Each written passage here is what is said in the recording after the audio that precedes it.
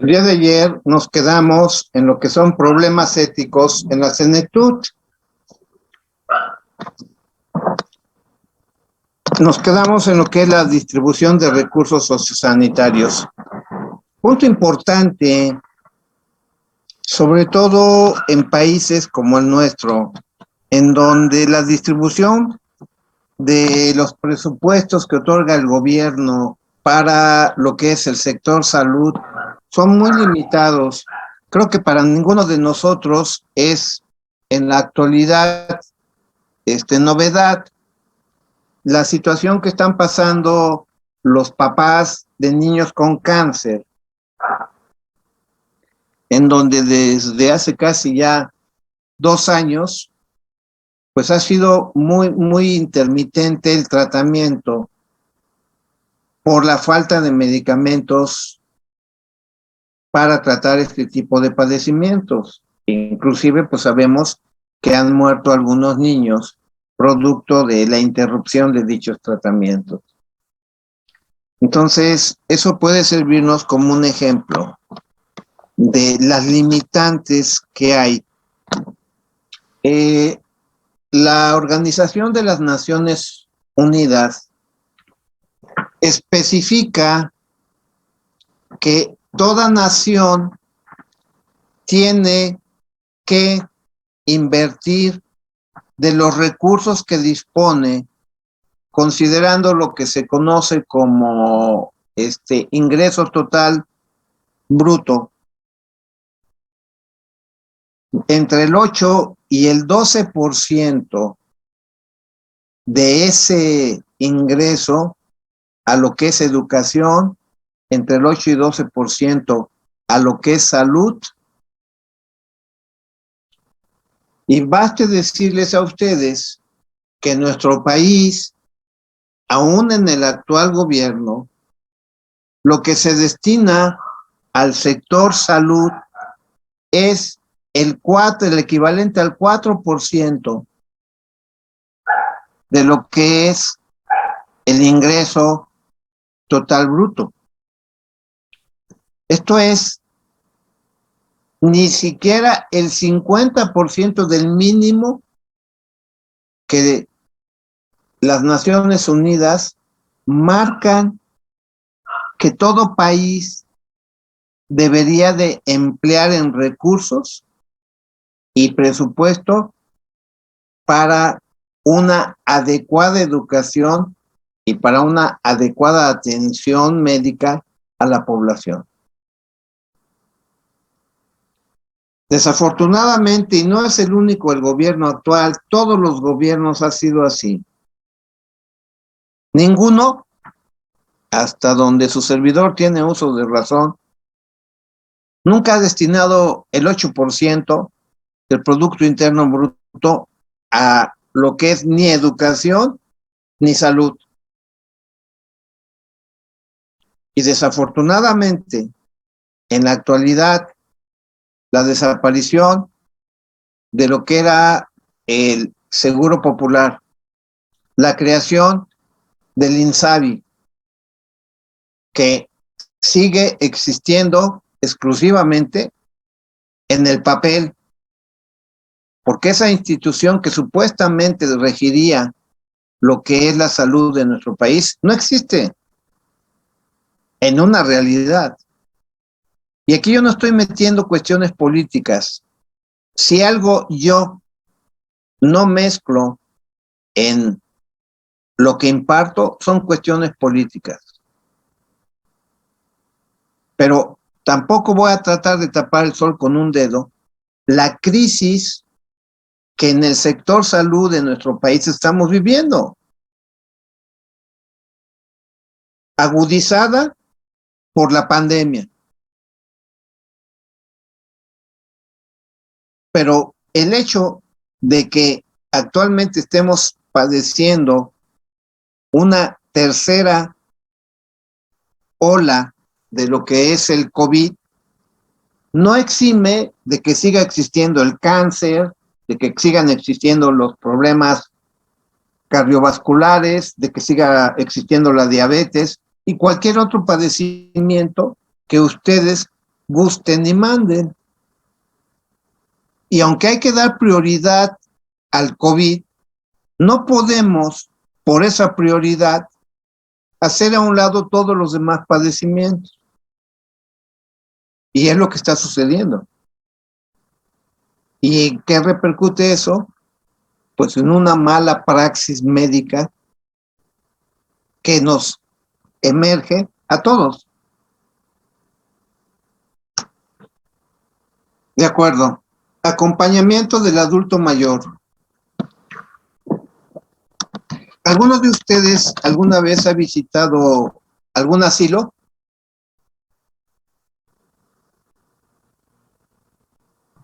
No, doctor. No, doctor. Si algún día tienen la oportunidad de hacerlo, háganlo y platiquen con los asilados.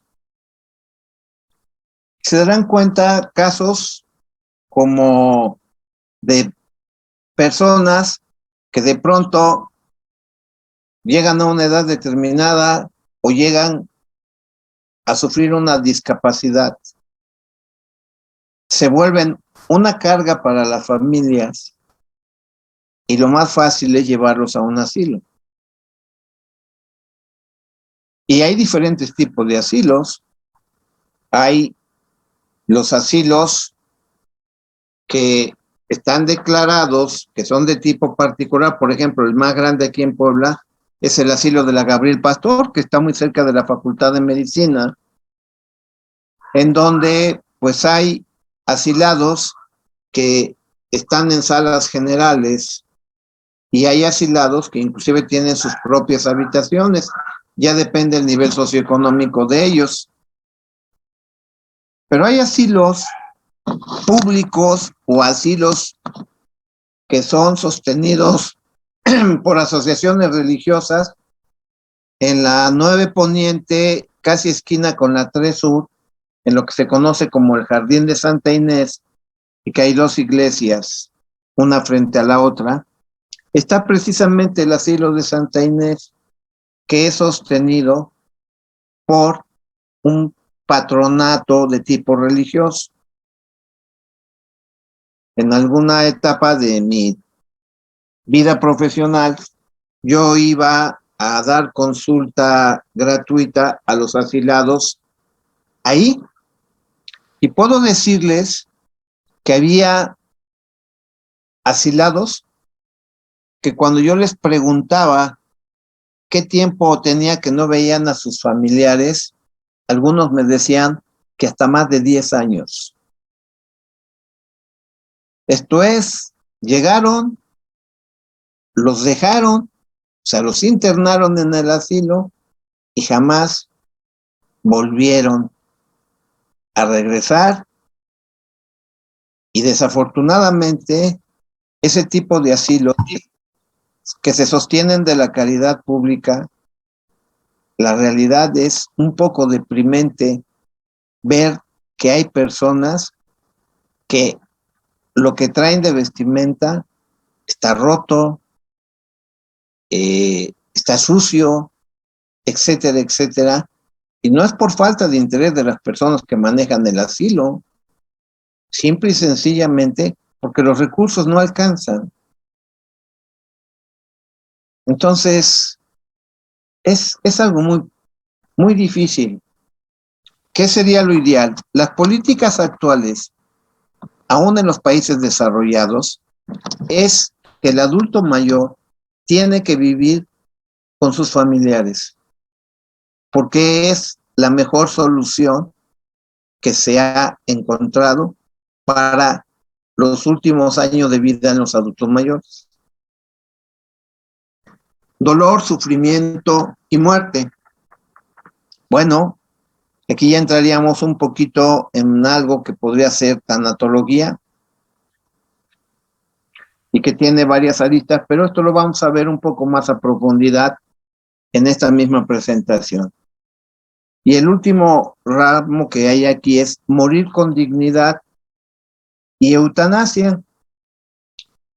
¿Quién de ustedes me quiere opinar qué es la eutanasia?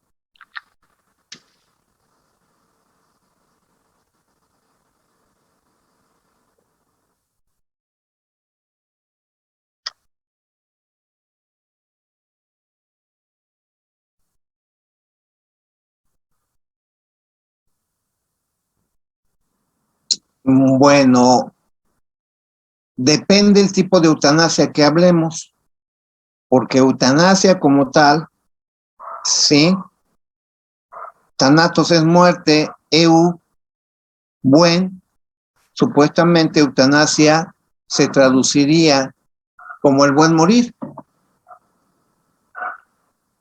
pero a partir de ahí sabemos que hay diferentes tipos de eutanasias.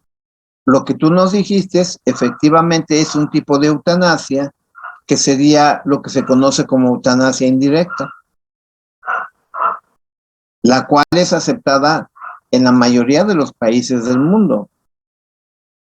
Pero existe también la eutanasia directa, que es aquella en la que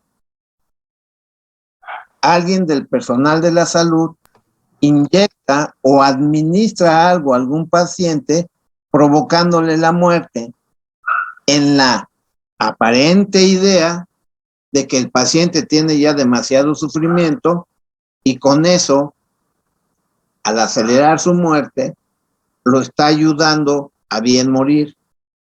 En nuestro país, la eutanasia directa no está permitida y si alguien la practica y es descubierto, se considera asesinato premeditado.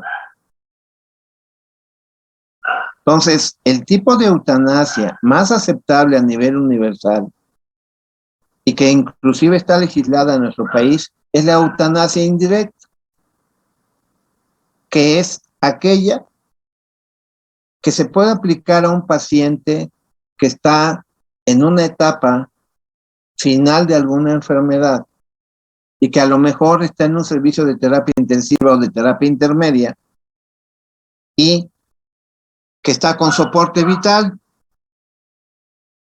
pero se sabe que si se desconecta del soporte vital, lo más seguro es que por evolución natural de la enfermedad que él tenga, va a fallecer.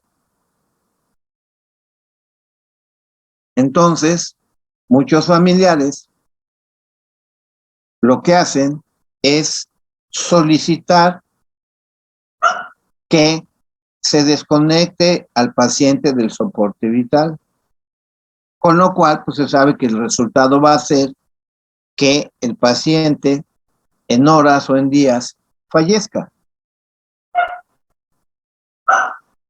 Pero aquí entran otros aspectos.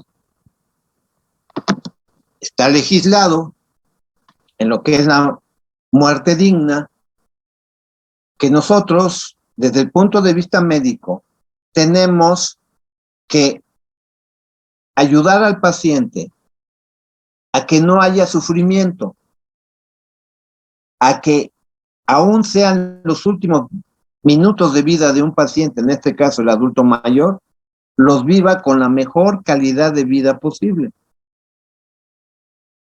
Si nosotros encontramos un paciente de determinada edad que tiene un dolor muy intenso, difícilmente se nos va a permitir aplicarle opiáceos o analgésicos morfínicos, mientras que un paciente que está ya en etapa terminal de una enfermedad, sí se nos permite el uso de morfina y derivados para paliar el dolor que pueda estar sintiendo.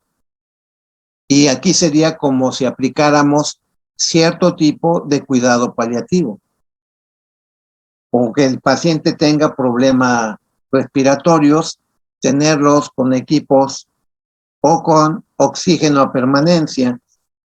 O sea, aplicar cualquier procedimiento médico y medicamentoso para evitar cualquier tipo de sufrimiento al paciente y dejarlo a la evolución natural de la enfermedad. Eso sería eutanasia indirecta, que es la aceptada en nuestro país. Hay muchas clasificaciones de los diferentes tipos de eutanasia, pero ahorita, en lo que estamos viendo, con saber que las más comunes es la directa y la indirecta, que la indirecta es la que sí se acepta, mientras que la directa en nuestro país se considera asesinato premeditado o homicidio. Bien. Humanización de la praxis asistencial. Todos los adelantos tecnológicos actuales nos han permitido que cada vez más vivamos mayor número de años. Y lo hemos visto cuando vimos la estadística que ya les presenté en una presentación. Y las expectativas es que por ahí del año 2050 va a haber más habitantes, adultos mayores que jóvenes. Todo esto, bueno, pues qué bueno por nosotros los seres humanos, que cada vez vamos a vivir mayor número de años. Pero entonces aquí entrarían otros aspectos. Por ejemplo, una de las unidades que vamos a ver también en nuestro curso, gerontoprofilaxis. ¿Alguien querría decirme qué entiende por gerontoprofilaxis?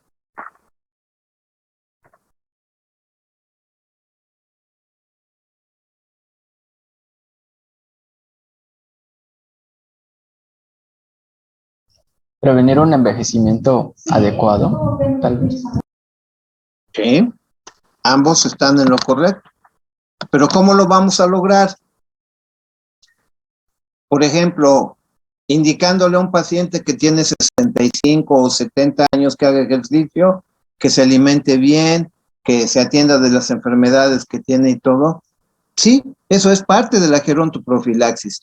Pero eso es prevenir. Pregunto.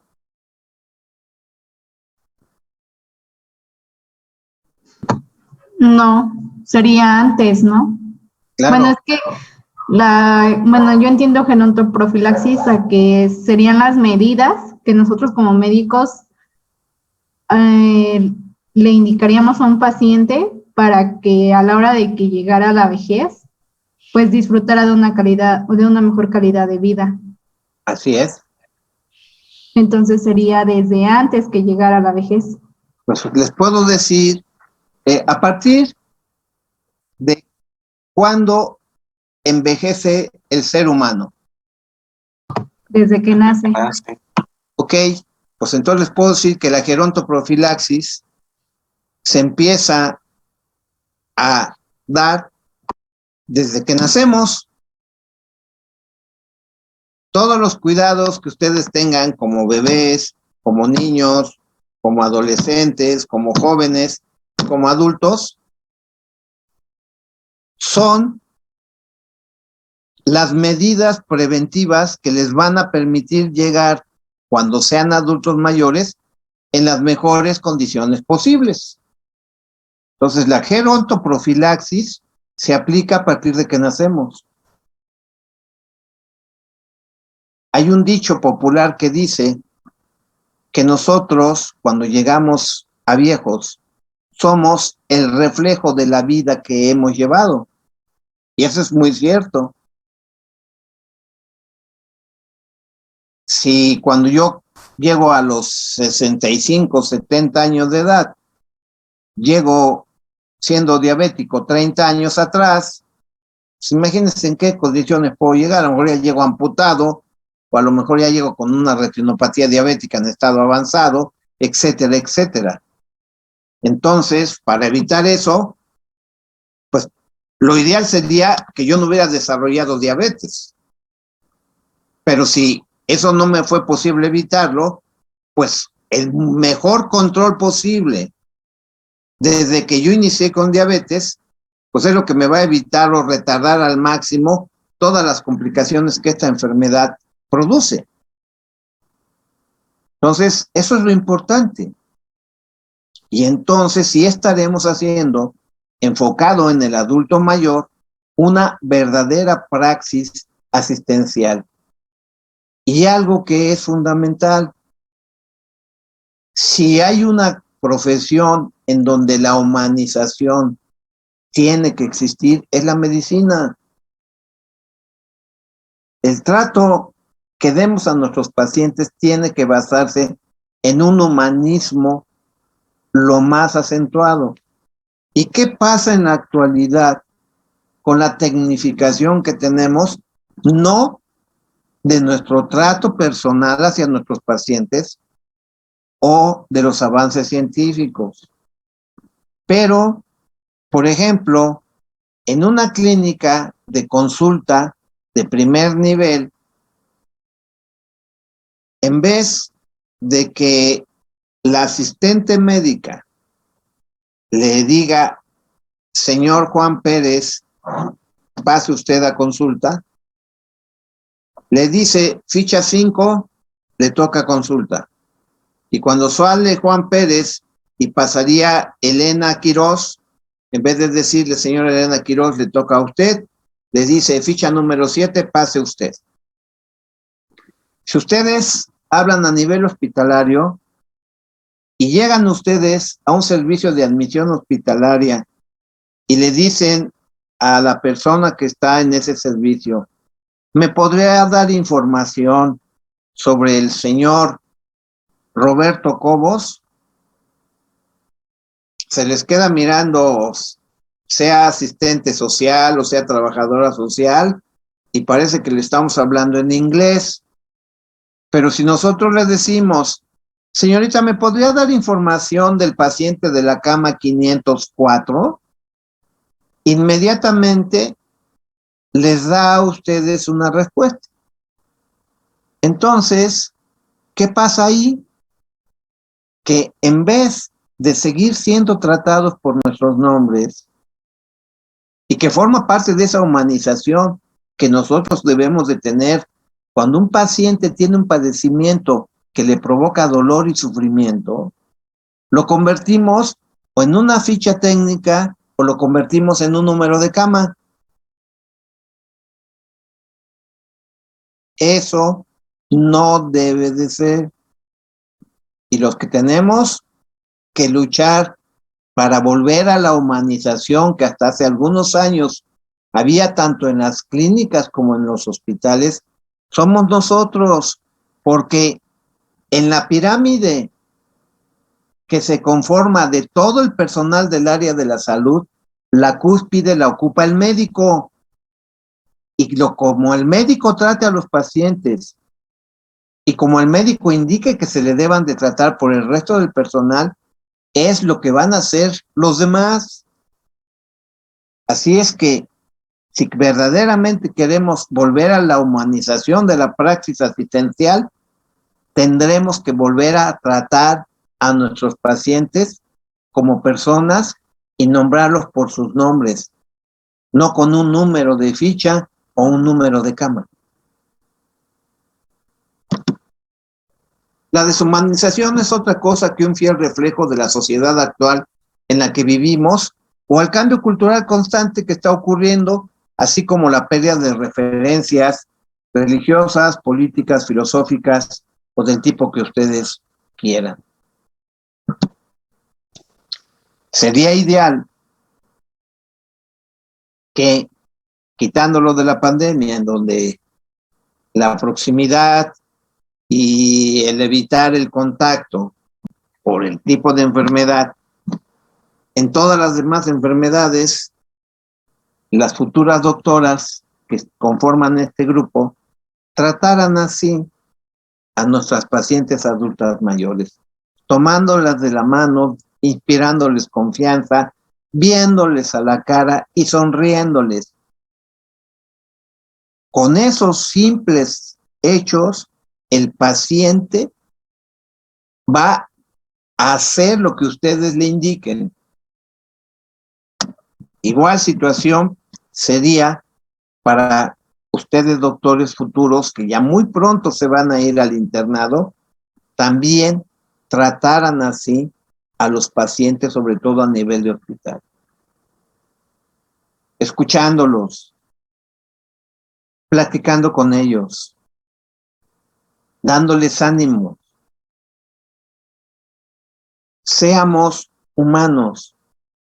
Yo siempre he aplicado a lo largo de mi vida como médico que cuando yo esté en un hospital, no en calidad de médico, sino en calidad de paciente, a mí me gustaría que me trataran de la mejor forma posible. Y para eso, al menos hasta donde me ha sido permitido, siempre he tratado a mis pacientes de la mejor forma posible. Y espero que si en un futuro, en calidad ya de paciente, me toque estar en un hospital y sea alguno de ustedes el que me atienda, verdaderamente me dé un trato humano que con eso muchas veces suple todo el dolor que el padecimiento que nos hace que se nos hospitalice pueda proporcionarnos. Cuando menos dentro de ese sufrimiento, un trato humanizado es fundamental. Tienen aquí algo que lo que ya habíamos estado platicando, lo que sucede en muchos hospitales, que por políticas, como el caso que aquí se presenta, la política del hospital, renunciar a realizar procedimientos de angiografía y de cirugía tipo bypass en los pacientes de más de 75 años. Y esto que aquí dice, también aplica a otros procedimientos, como puede ser la diálisis, o si el paciente amerita estar en un servicio de terapia intensiva, no se permite ya, o a nuevos medicamentos o tratamientos. No, ya nada más por el hecho de ser adultos mayores y rebasar los 75 años, ya no somos acreedores a los beneficios que nos pueden dar todos estos tipos de procedimientos. Y aquí vuelvo a repetirles una pregunta que les hice a ustedes en días anteriores. ¿Les gustaría que, si ustedes saben que su padre o su abuelo, si le ponen un bypass, con eso se estabiliza y puede vivir todavía en muy buenas condiciones bastantes años más, a que no se le haga el procedimiento por una política de un hospital y prácticamente se le esté condenando a que en poco tiempo fallezca? ¿A ustedes les agradaría o lo permitirían?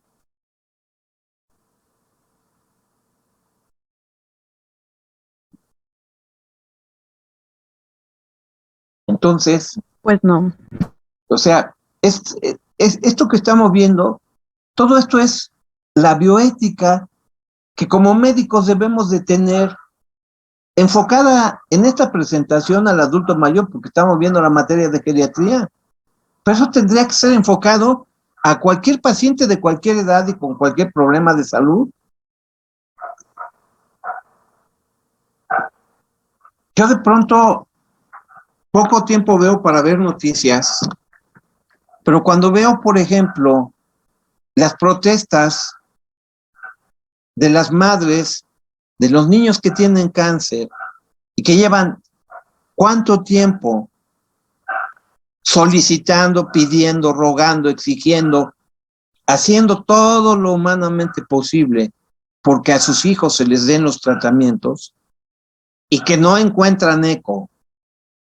Y de pronto escucho las declaraciones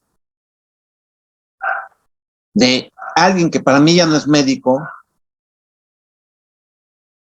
de decir que el movimiento de las personas de hijos con cáncer es un movimiento con fines golpistas. Por favor, ¿hasta dónde hemos llegado? Todo eso, muchachos, no podemos permitirlo. Siempre piensen ustedes que nosotros tenemos familia y pertenecemos a una familia y que todo esto que está pasando no estamos nosotros exentos de que nos pueda pasar. Entonces, cuando ustedes ya estén en su práctica médica profesional, no cometan este tipo de situaciones hasta donde les sea humanamente posible evitarlo.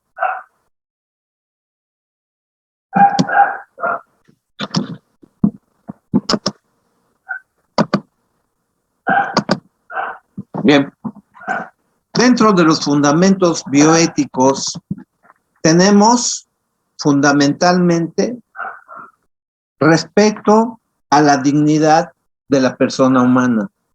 Y ya se habrán dado cuenta en lo que llevamos de la presentación cuántas veces he mencionado la palabra dignidad.